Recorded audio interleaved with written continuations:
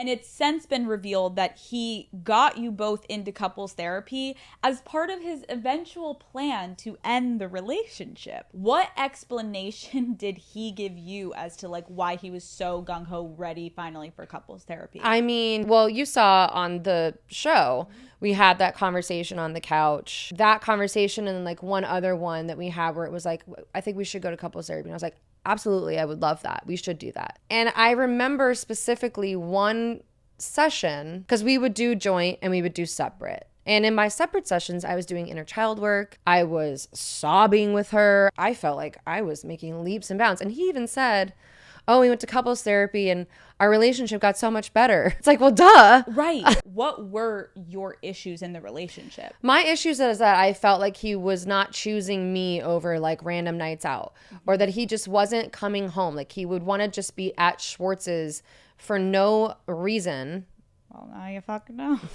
Having beers and whatever. Everything was coming before me and before the relationship. And I felt like, and I needed that connection and that stuff, that all of that stuff in order to be physically intimate. And I knew that physical intimacy was something that he was saying he was lacking. So I'm like, I don't know how I can meet you where you need to be when I'm not being met where I need to be. Like, how do we figure this out? Right. It's almost like it was a circle. It's like, no, but come home earlier. He's like, no, but like I'm miserable because we don't have sex. And you're like, but we need to hang out in order to have sex. And it's just like, like what I said on the show, I was like, I can't teleport your dick into my vagina from the bar, because if you're at the bar and I'm at home, like I'm here, you know, maybe I'm ready and you're just not there. So how do we do this? Right. Like, Tom did mention on that Howie Mandel podcast, like things did shift. You started to make an effort. Like, what did you making an effort in his mind do you think look like? I think I just was doing my best to be present, going out with him more and trying to be more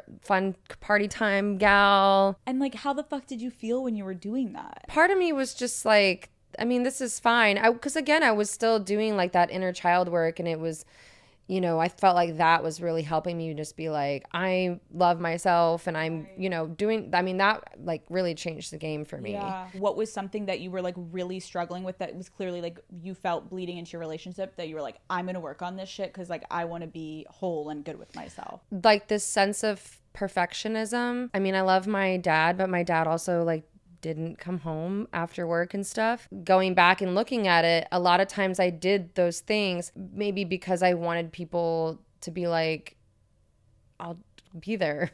So I thought like if I could be the perfect girlfriend or the perfect girl, that they'll come home. They'll want to be around me and I'll be enough. I won't have to be me tap dancing, doing shrooms and hang gliding. I can just be me, and that will be enough. Weirdly, we are attracted to things that are familiar to us. So it's like, if that is what you were growing up with, weirdly, you're like, oh, I fucking got this with Tom. Like, I know how to deal with this. I know I can do it the right way. Like, oh, I can do it right this time. And I can like, kind of do it all over again. And be better. And be better. And actually, he'll come home, watch. Like, and then it's like, actually, you deserve so much better. It's actually not on me. It's on them. No. Yeah. You want someone that actually wants to come home, and you don't have to beg them to be like, come on, like, show up, be there. I remember when I was getting cheated on and I didn't know it at the time, and you're making such an effort, and you're like, I feel so fucking stupid. No. You're not stupid.